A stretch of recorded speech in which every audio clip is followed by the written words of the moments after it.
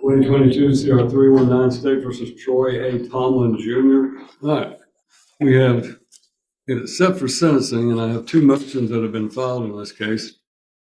One of them is a motion that This case comes in hot. We're in 2022 CR 319 State versus Troy A. Tomlin Jr., and what was supposed to be a straightforward sentencing hearing has just exploded into a fight over whether his guilty plea should even stand. You've got two big moves from the defense side. First, Tomlin himself files a motion claiming his lawyer was ineffective, and second, his public defender files to withdraw the guilty plea altogether. The judge immediately warns him, if you push the ineffective assistance angle now, you might be giving up the right to raise it later on appeal. That's a huge strategic decision. So here's the question for you watching. Is Tomlin genuinely confused and desperate, or is he trying to game the system now that he doesn't like the consequences of his plea? Keep that in mind as you watch how the judge carefully lays out his options, because every word here is going to matter later. that the defendant has filed pro se asking or alleging ineffective assistance of counsel. Then the other motion is a motion filed by the public defender, the attorney of record for the defendant, asking to withdraw the guilty plea. And first, let me ask Mr. Tomlin, you have the right to, allege that your lawyer has been ineffective in representing you. Typically, I want you to understand that typically that is an issue that is reserved for after all of your avenues of appeal have been exhausted. In other words, you have a right to, ask to withdraw your guilty plea. I can rule on that. Then you can have an appeal of my decision. If I deny that, if I grant it, then obviously you're going to trial. And if you allege now that, and we hear your argument about ineffective assistance of counsel, then you are technically waiving that as an issue down the road to be raised on appeal. You understand that? Sir. All right. And then the second thing is, I have to consider whether or not there are grounds to allow you to withdraw your guilty plea. So that's the first issue that I'm going to have to address. And Mr. Howard is your attorney of record. And so I'm going to allow him to argue that on your behalf. And then if you want to be heard on that issue, then I will allow you to do so. Yes, sir. You keep raising your hand. What do you want to say? I have a letter from the Goodwings boss. It states right here that she never worked at Goodwings, and it left his his information right here. And I have all the information right here stating that she was on a dating website. She never worked at Goodwings. And then on top of that, on that night, they arrested me for attributing to a link to a minor, and then told me to stay away from the girl. And I did that and told me to have no contact, no nothing. And then they come back and try to charge me again with the same girl. And I have all the police records, everything, and also I have the dating website what she's on, Your Honor.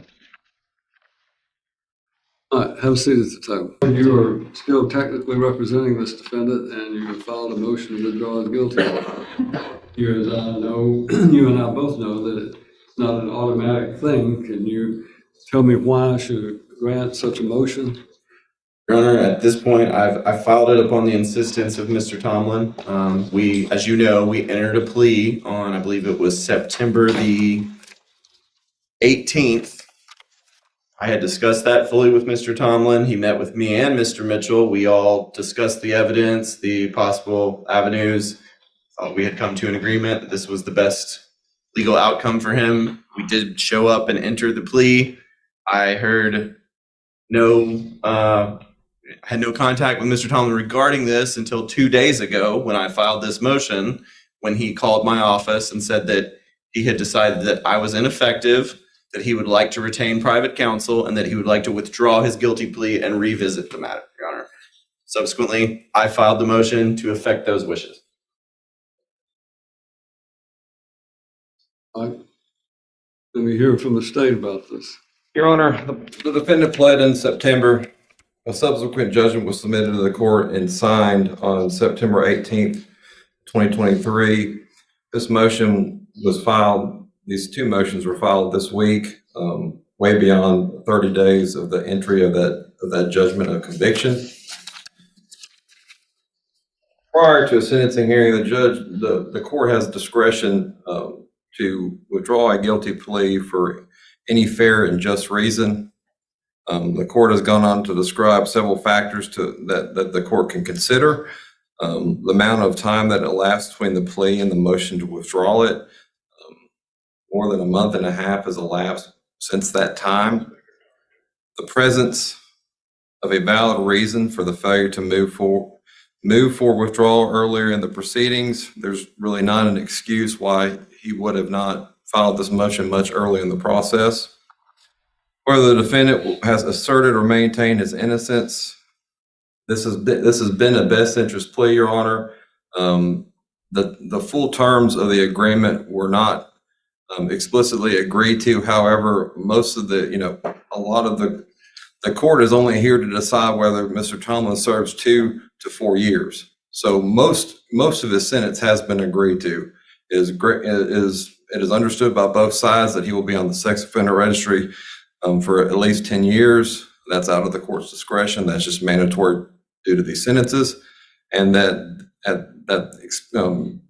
distinctly, the exploitation of a minor charges, all sides know that is a to serve sentence at 100%. So the only thing the court is here to decide today is whether this defendant serves 2, 3, or 4 years at 100% TDOC. And both sides were made, have known that since the beginning.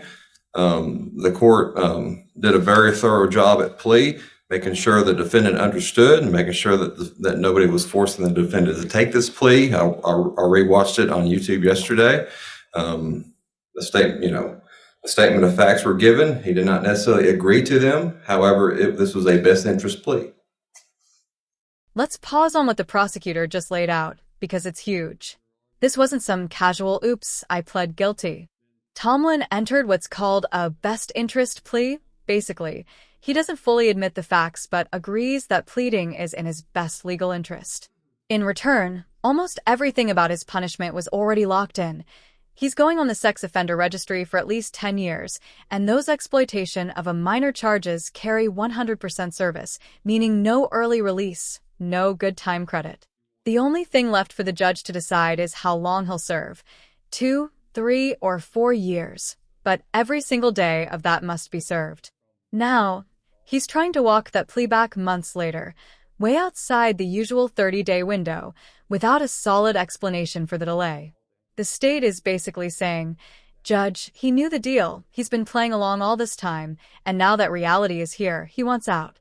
So, what do you think? Is this a genuine change of heart or classic buyer's remorse on a plea with serious consequences? Circumstances underlying the entry of the guilty plea. Again, this is a best interest plea from the beginning, Your Honor. The defendant's nature and background. Your Honor, this defendant has a history with this court from the beginning of this case of leading everybody on. If the court will look to the file of his previous mental health, his competency evaluations, the first evaluation, the evaluator uses the key phrase malingering. And what does malingering mean? It means he's trying to lead on. He's not trying to give an authentic evaluation. And the court subsequently had to order a second evaluation to determine his competence. The degree to which the defendant has had prior experience in the criminal justice system, his pre-sentence report will show that he does have a limited criminal history. This is not his first rodeo. He's been placed on probation before, at least with misdemeanors. The potential prejudice to the government and the motion to withdraw is granted. Your Honor, this is extremely important, not just the continuing leading on by this defendant and playing the system, but the harm it does to this victim. The pre-sentence report will be entered later at sentencing hearing, whether it happens today or another court date, and it will show that the victim continues to suffer through depression, has had suicidal ideologies, has continued to seek therapy, and cannot even be at the courtroom today. It's too difficult for her to be at court. And the dragging on of this process, the allowing of this defendant to play the system, in and of itself, I think the court should deny this motion. Right. First and foremost, the court would cite to the existing case law, which is pretty well clearly set forth in one of our Supreme Court Tennessee's decisions in State versus Crow, which is at 168 Southwest 3rd, 731. And it provides that a defendant does not have a unilateral right to withdraw a plea. Whether a defendant should be permitted to withdraw a plea is a matter addressed to the sound discretion of the trial court, regardless of when the motion is filed. The trial judge should always exercise his discretion with caution in refusing to set aside a plea of guilty to the end that one accused of crime may have a fair and impartial trial. When a constitutional violation is shown, the trial court's discretion is strictly curtailed. The trial court's decision will not be reversed unless it clearly appears there was an abuse of discretion. An abuse of discretion exists if the record lacks substantial evidence to support the trial court's conclusion. Based upon those factors, then, the court is of the opinion that if Mr. Tomlin wants to pursue his motion to withdraw his plea, there will have to be some evidence presented to this court to justify that. He can call your client to the stand and let him testify as to his reasons why he wants to withdraw his plea, and I'll make a decision based on whether or not there are sufficient grounds for doing so, Mr. Howard. Mr. Tomlin, you talk to your lawyer, and if you want to testify, we're going to allow you to come up and testify. Sure. Your Honor, the only issue I have with that is he's claiming ineffective assistance of counsel. So what's effectively going to happen is he's going to take the stand and claim that Mr. Howard didn't explain this to him, didn't explain that, and I can't call Mr. Howard as attorney to refute any of that. That's going to be. I mean, I would suggest if we're going to have this hearing, I'd almost treat it like a PCR, and maybe give him another attorney so I can properly call Mr. Howard to refute any of these claims that he may make on the stand. As I explained, the motion for ineffective assistance of counsel really addresses itself at the conclusion of the trial. We're not at that point. Mr. Howard, do you feel that you can represent your client competently at this stage? It is certainly an interesting position, Your Honor. It is certainly an interesting position, Your Honor. I've been practicing going on 8-9 years now and never been put in a position where I had to question a witness about whether or not I was ineffective. Certainly I'd be... Not necessarily an ineffective, it's trying to demonstrate a basis for the withdrawal of a guilty plea. That is the question. At this point, Your Honor, I'm unaware of any basis other than he'd just like to withdraw it. That is where we are, Your Honor. I will certainly be glad to discuss that with him if the court would give us a brief recess. However, he has not discussed any reason other than I have been ineffective with me. We are somewhat at an impasse there, Your Honor. All right. There is no good solution to this situation. I agree, Your Honor. It is my opinion that in the interest of justice and to avoid issues that could later be called to question whether or not an appellate court would find some basis to vacate this situation, I'm going to relieve the public defender's office from further representation of Mr. Tomlin. I want to know whether Mr. Tomlin is planning on hiring his own lawyer. So Mr. Tomlin has indicated to you he plans to hire a lawyer. Is that correct? He did relay that to me, Your Honor. He said that he had spoken to several people and that was just an issue of perhaps getting this continued and coming up with... Experience talking to people and getting a lawyer are two different things. So. All right. I think it's appropriate to set this for December the 27th. We will set it for, you're going to be available between Christmas and New Year's, Mr. Brooks. Does the district attorney's office just shut down between Christmas and New Year's? Whatever the court needs, Your Honor, I'll make it happen. Well, I don't have any days in Dixon County that aren't already committed to, for the rest of this year, that aren't already committed to Chancery. I have a number of Chancery days, but I don't have any criminal days, and this is a case where, in my opinion, it needs to be heard if at all possible.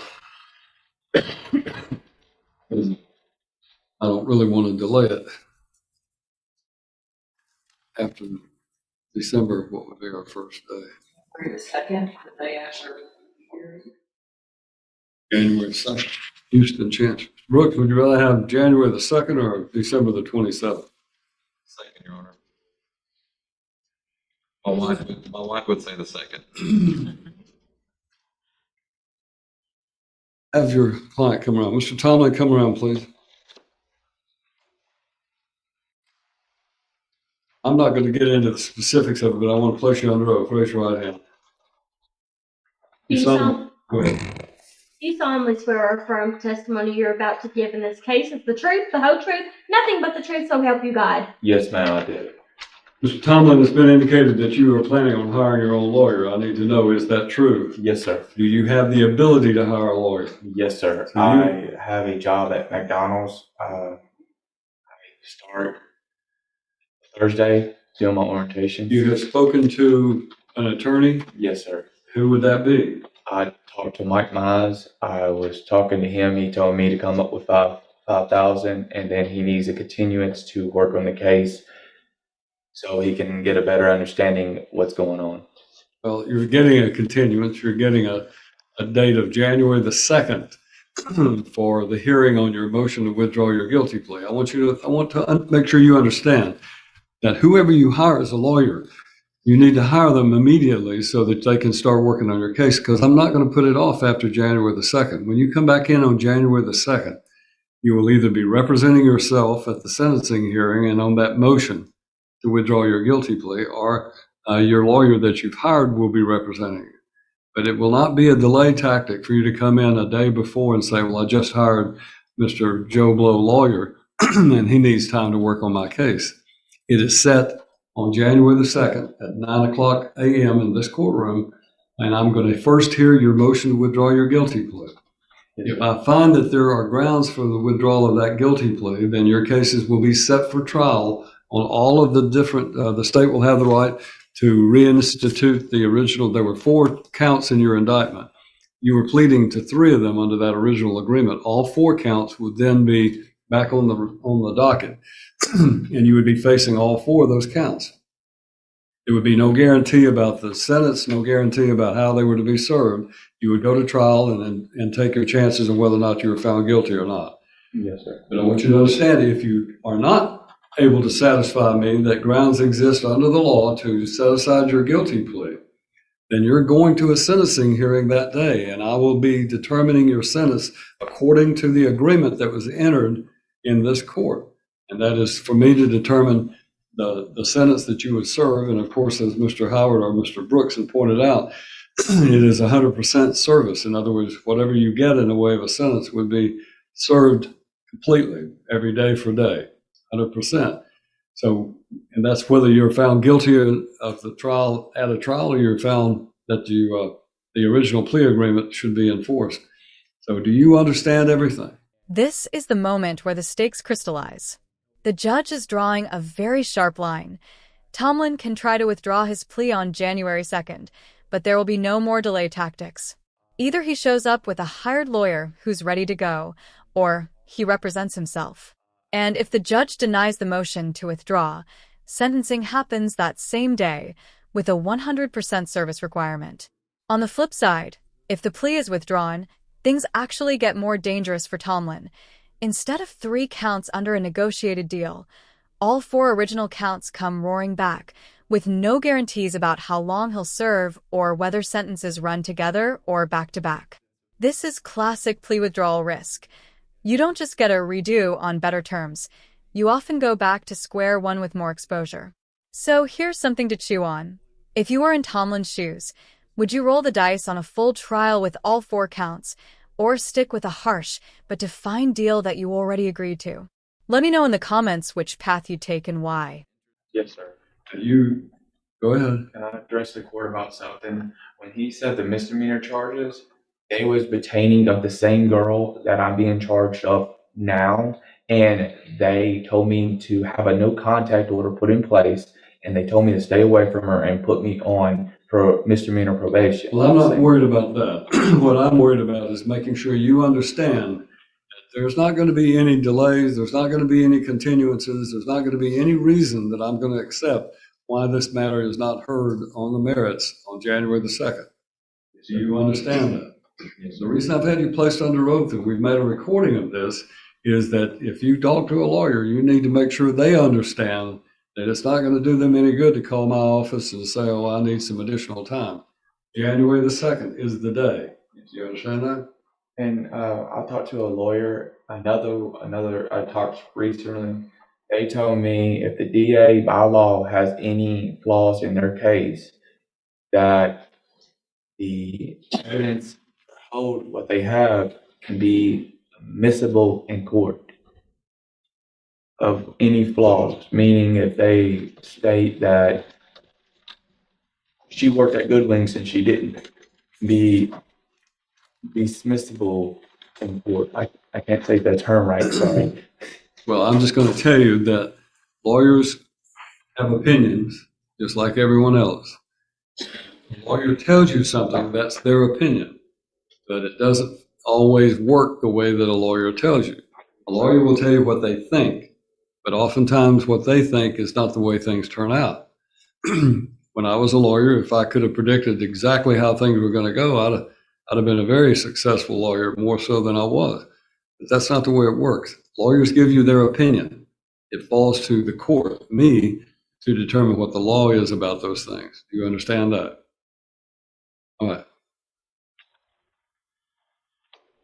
Your Honor, can we have a status date to prevent the scenario, it being the holidays? I envision attorney being very busy during the holidays and coming in on January 2nd saying, I need discovery, I need all this. Can we set a status date between now and then, maybe with another court, to see if we can bring Mr. and require Mr. Tomlin's presence? Well, you just heard me say I don't have any criminal days available between now and the January 2nd. How about that December the 27th day? You want to have that? As a Well, I was going to status? suggest Judge Lockhart Match's date for status date for attorney. I don't think Judge Lockhart Mash wants to touch this with a 10-foot pole. November the 21st, we'll give him 12 days to try to see if he can hire a lawyer between now and then. I don't have another day to give you because of Thanksgiving, because of Chancery Court that we have. And my Chancery dockets are unfortunately completely packed unless you were to go outside of the county.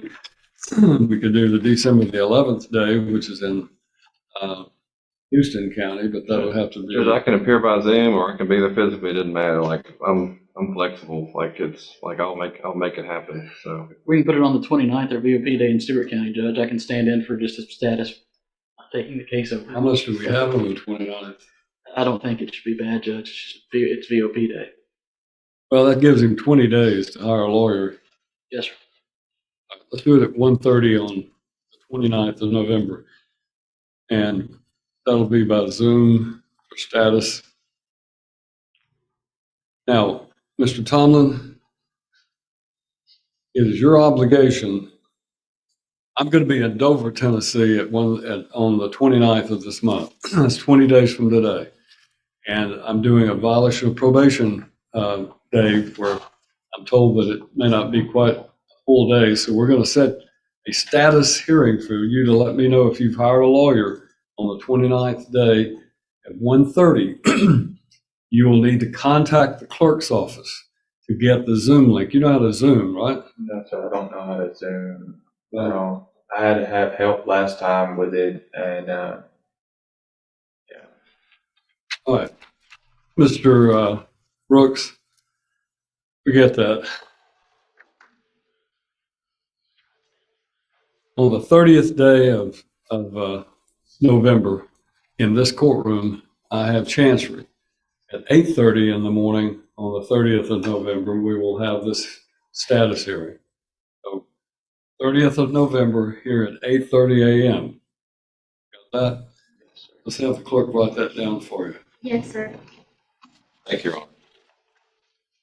That means I want your lawyer here with you, and I want them to understand that this case is going on the second on those motions. Motion and or sentencing hearing. Yes, sir. All right.